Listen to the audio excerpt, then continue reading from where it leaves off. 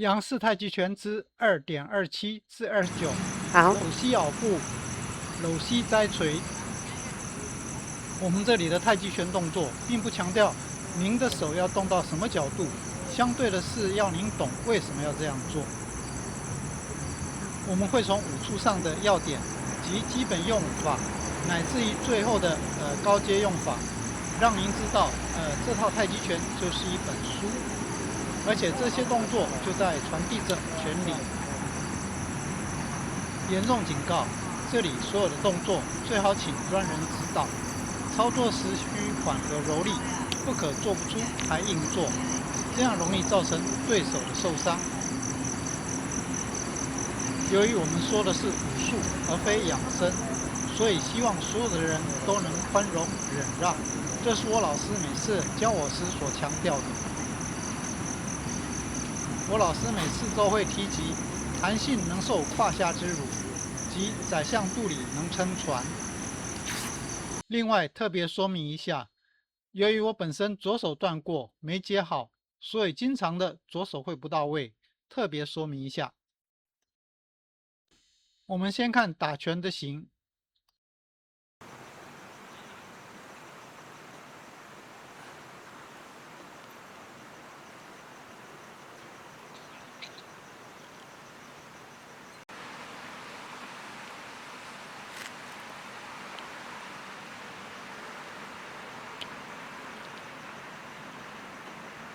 搂膝咬步在第一趟時就介紹過，這是在太極拳裡是處理腳的重要招式。太極拳為了教學，為了好記，把一套連起來的太極拳拆成一招一招的，導致一堆人看不出真正的用法，更是讓一堆人把用法看成跟硬拳般的一招一招的了。別忘了，太極拳稱之為長拳，如長江大河綿延不斷，所以真實是整個連貫起來的，所以前後有因果關係，並表達出創拳者的思維。其實我一開始學也是搞不清楚，因為也是一招一式入手，在搂膝咬步時，老師說要把對手的腳抬起，手到耳朵處。當時怎麼想都不可能，直到最後老師要求，連起來，而且花了好大的一番功夫才連起來，終於看懂。由於在第一趟搂膝咬步，我們已經介紹了好多種用法，希望您能過去好好的看一下。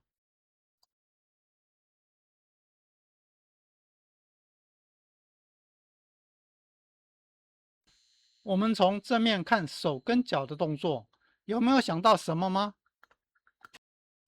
其實會聯想到的是第三趟的金雞獨立，所以您認為為何要這樣？好，因為我們的搂膝咬步有個提腳，現代大多都沒了。在做這個動作，手跟腳一起，就是在防衛及接對手的腳用的。我們的手主要就是用手的外側去阻擋腳，提腳就是防衛，萬一對手踢得太低。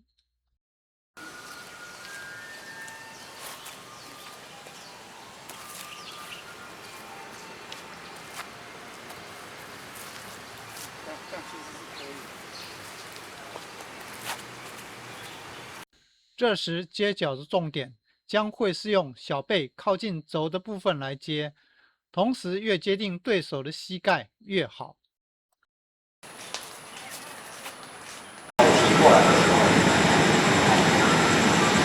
抬上來，那你只要腳是從這邊抬，跟這邊抬，這樣可以持續用手來抬最容易，然後只要往前一送，對方就會翻倒。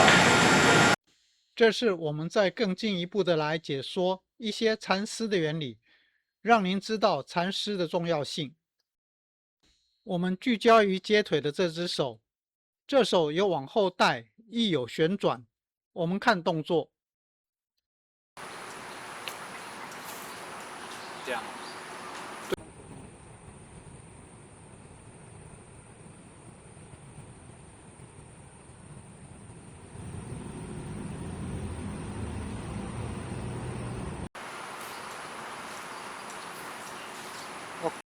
接腿時，我們用手的外側。我們提過，手的外側強於內側，所以用外側來接。接觸到後，手持續帶，身體同時轉動。以右手接，就是身體向右轉。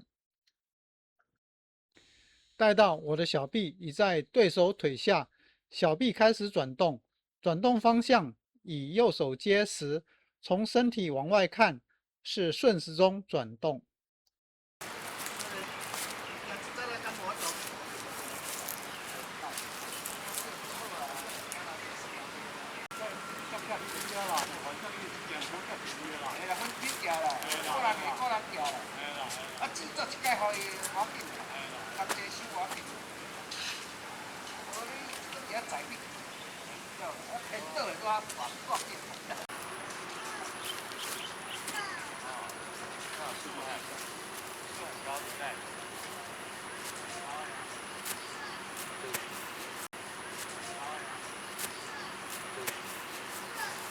只要做这个，不一样。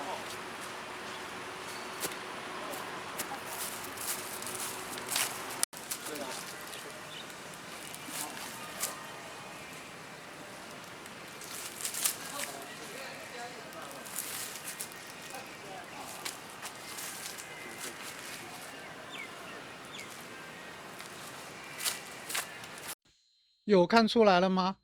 這就形成了滾動。在我們身體帶動下，同時又有一個滾動，這樣就會讓對手有落空的感覺。也就是這個禪師是落空的重點。是的，禪師的一個非常重要的功能就是落空。這個功能遠大於發禪師勁，而且禪師勁再怎麼說都是硬功夫，會隨着年紀衰退。接下來看摟膝齋捶。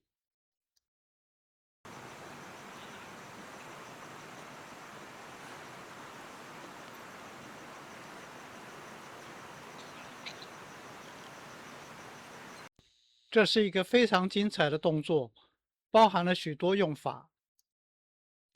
我們再看一下右手的動作。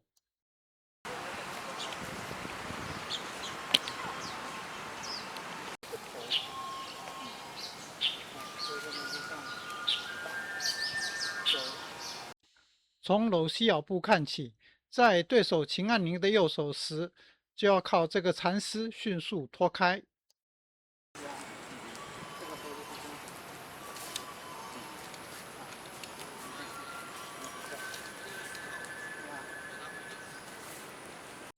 同時擠入對手中門，若距離遠就用打，不過也因為往往距離太近，會用拳頭打胸口一路到下腹部。當對手阻擋，就會變肘靠。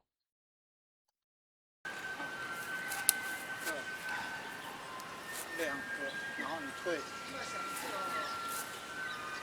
再蓋，好，我們會稱之為肘靠，是因為主要攻擊的位置是用肘，但真正的力量是身體的重量，也就是用身體打人。肘只是位置上的媒介。再來就是從摟膝咬步的接腿看起，其實摟膝齋捶就是摟膝咬步接腿的延續。這裡可以看成接腿後的腿部控制。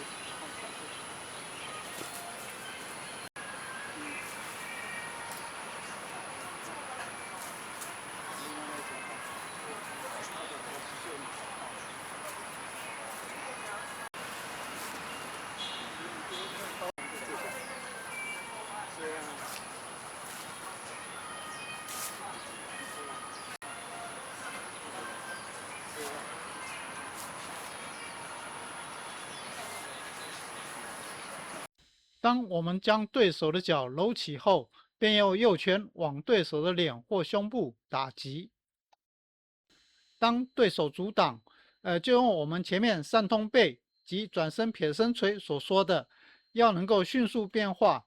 當拳頭被擋，就可以轉成肘或者往下打。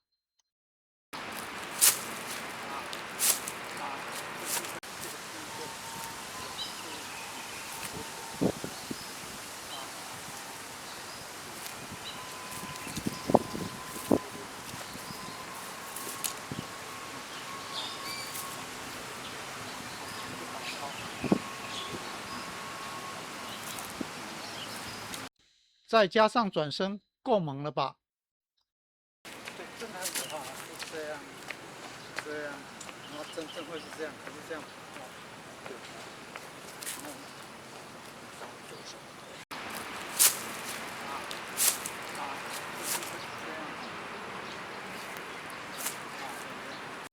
假如您對我們的影片有興趣的話，也覺得不錯的話，除了訂閱、按讚之外，亦歡迎分享，讓大家認識這套太極拳。想要查看其他的影片，可以點擊視窗左下方圓形圖像，就可進入頻道頁面，查看所有的影片。